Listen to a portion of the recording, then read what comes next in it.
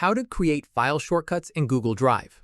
This tutorial shows you how to link a file into multiple folders without actually duplicating it.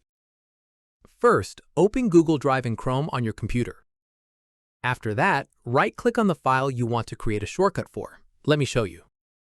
From there, click on Organize from the menu that appears. At this point, click on Add Shortcut from the submenu. In the next step, a window will appear showing your folder structure. Following this, navigate to the folder where you want the shortcut placed. Once done, click on Add Shortcut to confirm the location. From here, open that folder to see the shortcut appear with a small arrow icon on its corner. At this stage, click on the shortcut anytime to open the original file directly, since it isn't a separate copy. Keep in mind, deleting a shortcut only removes the link. The original file stays untouched in its actual location.